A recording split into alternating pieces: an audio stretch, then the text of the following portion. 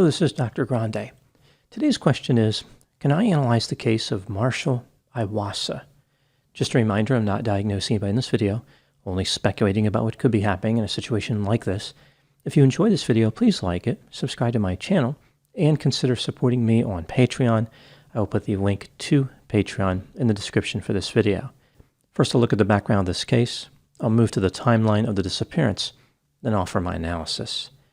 Marshall Iwaasa was born in Lethbridge, Alberta on January 3, 1993. Lethbridge is about 2.5 hours south of Calgary and an hour north of the Montana border. Marshall was active in sports growing up. He played rugby and football. He spent a lot of time outdoors. For example, he would go camping. He became active in bodybuilding and fitness after graduating from high school. This led to him hanging out with a new group of people. He lived with a few of his friends in Lethbridge. Marshall worked in a grocery store before taking manual labor jobs in the area. He moved to Calgary to attend the Southern Alberta Institute of Technology, where he studied software development. Marshall rented a basement unit of a house. During the summer of 2019, Marshall's family believed that he would be returning to college in the fall. However, he was saying things that led them to believe he did not want to go back. For example, he said that in his field, sometimes people don't need a degree. It's really about who you know and your experience. The family would later find out that Marshall never returned to college. Now moving to the timeline of the disappearance. On Sunday, November 17, 2019, Marshall climbed into his 2009 GMC Sierra pickup truck and drove from his residence in Calgary to his mother's house in Lethbridge. She had a computer problem and needed his help. Marshall left his mother's house at 11 p.m. He said he was going to pick up something from a nearby storage unit and then drive back to Calgary for school on Monday. Again, at this time, his family thought that he was still in school. Marshall arrived at the storage unit sometime around 11:30 p.m. He attempted to gain access to the unit several times throughout the night. There was a keypad which required a code. He tried the code a few times, then took a break, then tried again. Marshall apparently didn't realize that from 11 p.m. to 6 a.m., the facility was fully secured. No one could get in even if they had the code. He finally gained access to the unit at 6 a.m., now on November 18. He was there until around 8:30 a.m. After this, Marshall was never heard from again. 4 days later, on November 23, 2019, a group of hikers in Pemberton, British Columbia, were trying to get access to a structure called the Brian Waddington Hut. This is about 14 hours away from Lethbridge, about 745 miles. The Brian Waddington Hut can be reserved online. Hikers stay there on occasion. According to reports about the hut, there are several decks of cards available in it, and one of them is complete. For people who don't like cards, there's a puzzle of the Matterhorn with a few of the pieces missing. To get to the structure, people must hike from a remote trailhead for about 2.5 hours. The road to get to the trailhead itself is difficult to navigate. It requires a 4x4 vehicle. This area is in the wilderness, not some place that a person could drive to by accident. The group of hikers found Marshall's burned-out pickup truck at the remote trailhead. The members of this group were the only ones registered to stay at the Brian Waddington Hut at that time. The hikers indicated that the area felt like a crime scene. They turned around rather than proceeding to their destination, mostly due to the fear of being murdered. I guess their will to live was stronger than their desire to put that incomplete Matterhorn puzzle together. The hikers contacted the Royal Canadian Mounted Police, who had a rough time trying to access the site. One of their vehicles was damaged in the process. The police did not get there until 2 days later, November 25. Here's what their investigation revealed. Marshall's truck had been burned out. There were various items scattered around the scene, including a PlayStation, an Xbox, expired passports, a lot of clothing, and 3 cell phones which had been smashed. All 3 phones were connected to Marshall. Some items which should have been at the scene, were missing. For example, Marshall's contact lenses, contact solution, a backpack, a laptop issued by his school, his wallet, and a Samsung Galaxy 6 smartphone. Parts of Marshall's pickup truck had been removed, including the steering column. The police contacted Marshall's mother and sister on November 26. They informed them that Marshall's truck had been discovered and asked if they knew where Marshall was. Marshall's family started searching for him in Lethbridge, believing that someone had stolen the truck. There was no sign of Marshall. Now moving to my analysis. There are essentially two theories about what happened in this case. Either Marshall caused his own death or disappearance, or he was murdered. The first theory can be divided into sub-theories. For example, Marshall later died of exposure, he brought an end to his own life, or he fled the area to start a new life.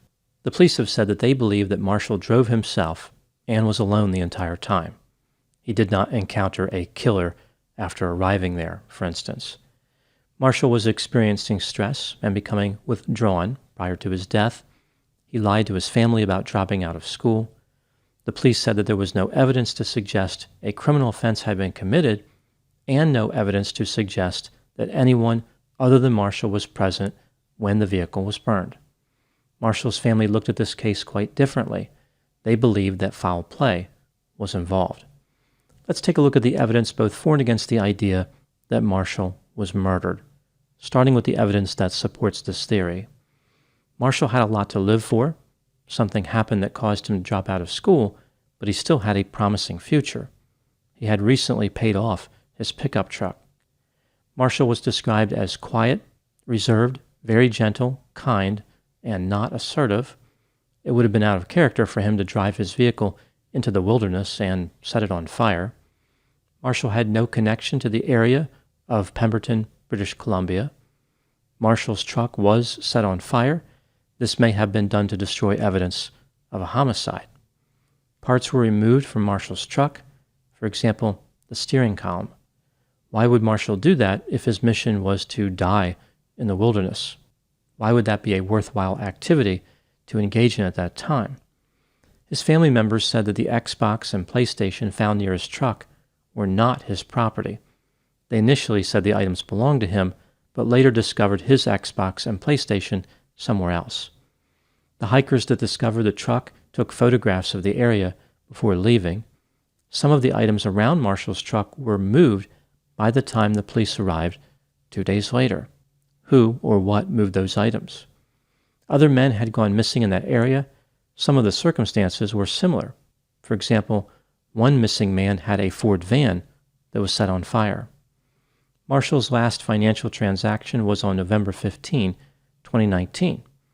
There's no way he could have made the trip to Pemberton, British Columbia without refueling his pickup truck. The range of a 2009 GMC Sierra pickup truck is about 390 miles, and the trip was about 745 miles. If the truck started out with a full tank of fuel, it would initially appear technically possible to make the trip with only refueling once.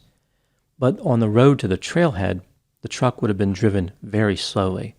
This was extremely rugged terrain, not ideal for optimal fuel economy. Realistically, the truck was fueled more than once.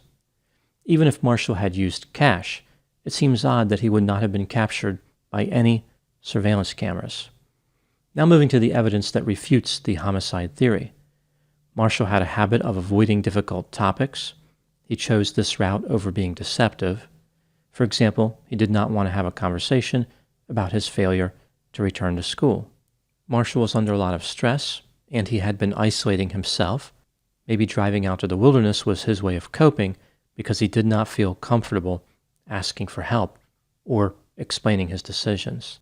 Marshall went to the storage area not far from where his mother lived and furiously attempted to gain access to the facility even though it was locked down at that time. It's unlikely that he was kidnapped while he was at the storage facility. Marshall was making his own decisions. There was something in that storage unit that he was looking for.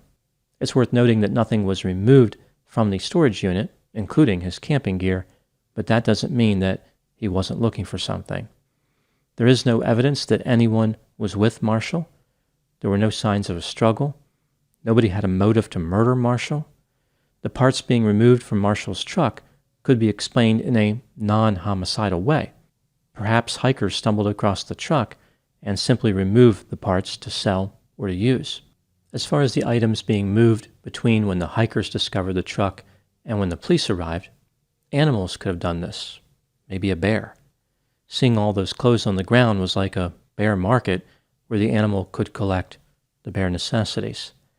The Xbox and PlayStation may have actually belonged to Marshall. Maybe he owned more than one of each. When considering all the evidence, do I think that Marshall was murdered? No. I think that Marshall drove himself into the wilderness alone and did not encounter anyone else after arriving. It's not like someone stumbled upon him in that remote area and decided to murder him and burn his truck. He probably used cash to buy fuel for his vehicle. Perhaps he took an unusual route, which explains why he was not captured on video surveillance. Looking at the theory that Marshall was alone, we see that it can be broken down into sub-theories. If Marshall drove himself into the wilderness, what happened next? Clearly, he did not plan on returning to his truck either way. Setting a truck on fire does not typically impart ideal driving characteristics to the vehicle. Some have argued that Marshall wandered into the wilderness and died of exposure. But what was his intent?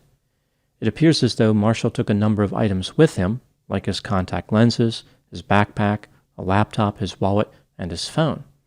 Did he take those items so that he could function long enough to get away from the truck or to start a new life? I think that Marshall intended to bring an end to his own life. I think that was the plan the entire time.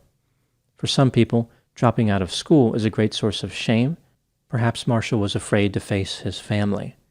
Maybe the problems that led him to drop out of school were what led to his decision.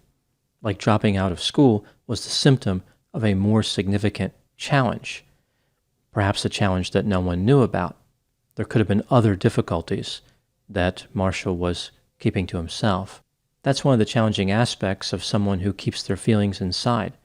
No one knew what Marshall was really thinking.